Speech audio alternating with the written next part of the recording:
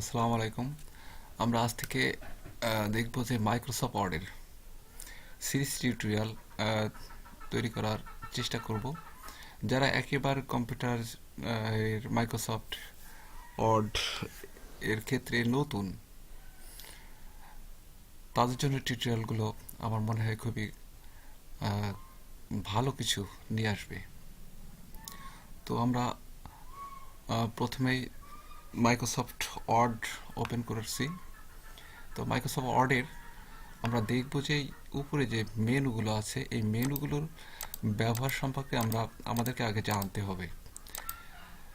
এই মেনুগুলোতে আসলে কোনটাতে কি আছে, কোনটাতে কি ব্যবহার করা যায়, এগুলো আমাদের মেনলি জানা উচিত। এগুলো জানলে আমরা মাইক্রোসফট ওয়ার্ডের খুব ইজিলি কাজ করতে পারবো। তো সেক্ষেত্রে আমাদের যে মাইক্রোসফট ওয়ার্ড যখনই আমরা ওপেন করব, তো আমি আবারও দেখাই যে আমি আমার প্রোগ্রাম থেকে মাইক্রোসফট অফিস, মাইক্রোসফট ওয়ার্ড, তো মাইক্রোসফট ওয়ার্ড ওপেন করলাম। এটা আমার মাইক্রোসফট 10 ভার্সনের। যেহেতু মাইক্রোসফট ওয়ার্ড আমার খুব একটা কাজে লাগে না, সেক্ষেত্রে 10 ভার্সনই আমি ইনস্টল করে রাখছি। তো এখন আমরা যে জিনিসটা দেখব, আমরা প্রথম ওপেন করলে আমাদের হোম মেনুটা আসে। এই হোম মেনুতে এখানে এসে এটা দেখেন, এটা হলো ফন্ট। আপনি কোন ফন্ট ইউজ করবেন, এখান থেকে সেই ফন্টটাকে সিলেক্ট করে দিবেন।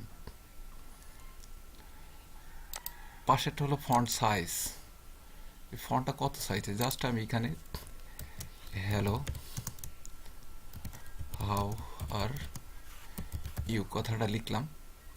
এটা হচ্ছে ক্যালিবারি বডি ফন্ট আছে।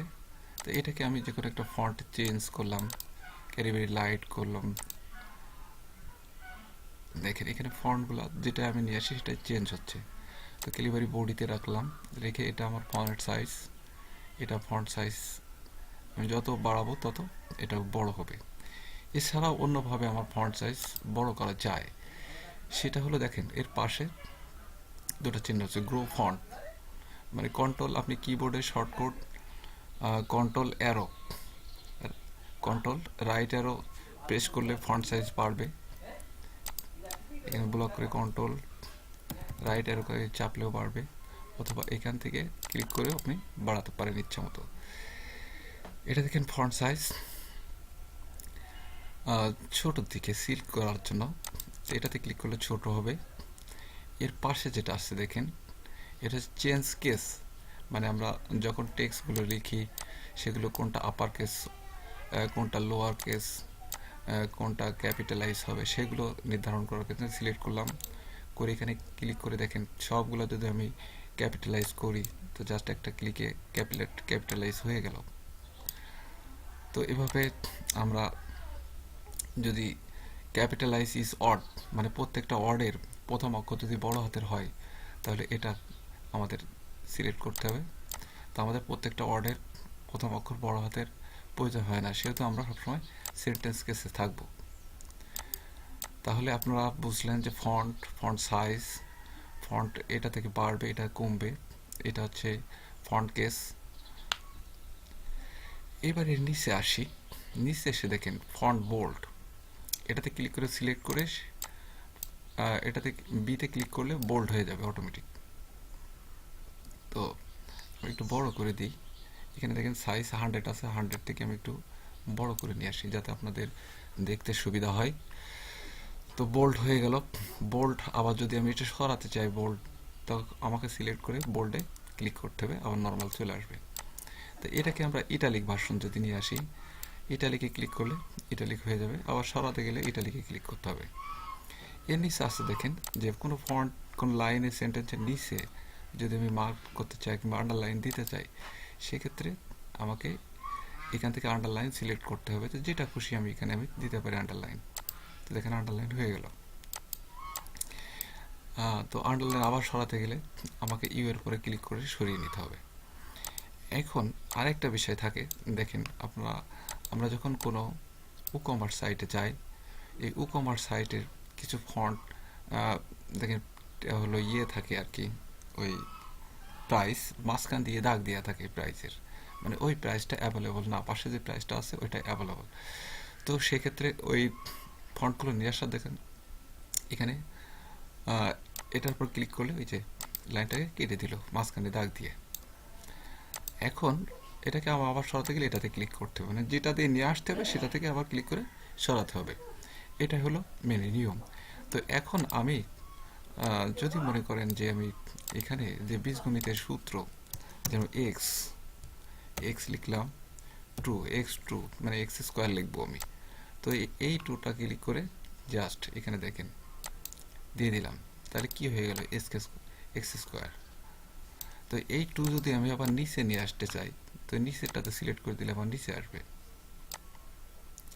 তো এগুলো হলো আপনার সবই এখান থেকে পাবেন। আগে যারা 7 ভার্সন ইউজ করেন তাদেরকে এই এক্স স্কোয়ার গুলো নিয়ে আসতে গেলে আরেকটা ফাংশনে যেতে হতো। এখন এই 10 ভার্সন কিংবা এর আপার যত ভার্সন আছে এগুলোতে খুবই ইজি সিস্টেমগুলো চলে আসছে। তো সেক্ষেত্রে আমরা খুব সহজেই যে কোনো হলো লেখার স্টাইলসগুলোকে ওখান থেকে করতে পারি বা ইজিলি লিখতে পারি। তো আমি আবার 100-এ চলে আসি কিংবা 150-তে রাখি যাতে আপনাদের দেখতে একটু সুবিধা হয়। এরপরে যেটা আছে দেখেন, এটাকে আমি সবসময় সিলেক্ট রাখি, রেখে এখানে দেখেন ফন্ট স্টাইলে, যে আপনি ফন্টটা কোন স্টাইল করবেন। এখানে মানে ফটোশপের কিছুটা কাজও এখানে দেওয়া যায়, ড্রপ শটও দেওয়া যায়, স্ট্রোক দেওয়া যায়, ফিল স্ট্রোক দেওয়া যায়, আউট স্ট্রোক, ইনার গ্লো, সব কিছু এখানে দেওয়া আছে অলরেডি, যেটা আপনি সিলেক্ট করে নিন। এখন আর এরপরে যে কাজটা আমরা দেখব যে ফন্টের কালার, এই কালারটা আমি ব্ল্যাক আছে, আমি রেড করব। তো এখানে ক্লিক করে আমি এখান থেকে রেড কালারটা দিয়ে দিলাম, রেড হয়ে গেল।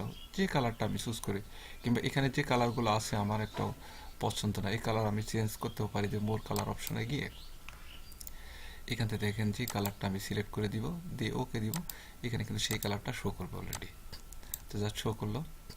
তো এখন এরপরও আরেকটা অপশন আছে গ্রেডিয়েন্ট, এই কালারটাকে আমি এই টেক্সটটাকে আমি গ্রেডিয়েন্ট ইফেক্ট দিতে চাই, সেক্ষেত্রে গ্রেডিয়েন্ট দিতে পারি। ক্লিক করলে সেটা চলে আসবে, মোর গ্রেডিয়েন্ট আছে, আপনি ইচ্ছা মতো গ্রেডিয়েন্ট সিলেক্ট করতে পারবেন এখান থেকে।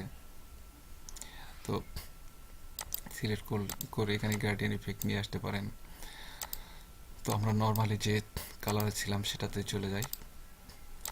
তো আসলাম, এখন আমাকে মনে করেন এই লাইনটা, আমাকে অনেকগুলো লাইন এখানে, আমি এটাকে কপি পেস্ট করি বেশ কিছু। তো করলাম, মনে করলেন জাস্ট এই লাইনটা আমি মার্ক করব, এর ব্যাকগ্রাউন্ডে একটা কালার দিব। সেক্ষেত্রে এটাই, এই মেনুটাকে খেয়াল করেন, টেক্সট হাইলাইটস কালার। তো এটা থেকে ক্লিক করার, এটা সিলেক্ট করে এই লাইনটাকে সিলেক্ট করে জাস্ট এখানে ক্লিক করে যে হাইলাইটস করে দিবেন, কোন কালারটা দিয়ে আপনি হাইলাইট করবেন সেই কালারটা এখানে সিলেক্ট করে দিলে অটোমেটিক সেটা হাইলাইটস হয়ে যাবে। তো আমরা প্রথমে হোম মেনুর যে অংশে হচ্ছে ফন্ট এবং স্টাইল, ফন্ট সাইজ, এই ফন্টের সিস্টেমটা আমরা প্রথম এই পর্যন্ত দেখলাম। আশা করি সবাই বুঝতে পারছেন। আর যদি আপনাদের বুঝতে কোনো জায়গায় অসুবিধা হয়ে থাকে তো অবশ্যই আমাকে কমেন্ট করবেন, কমেন্ট করলে আমি সেটাকে বুঝিয়ে দেওয়ার চেষ্টা করব। তো আমার ভিডিওটা দেখে অবশ্যই একটা লাইক কমেন্ট শেয়ার করতে ভুল করবেন না। তো সবাই ভালো থাকেন। এরপরের টিউটোরিয়ালে আমরা প্যারাগ্রাফ নিয়ে একটা টিউটোরিয়াল নিয়ে আসবো।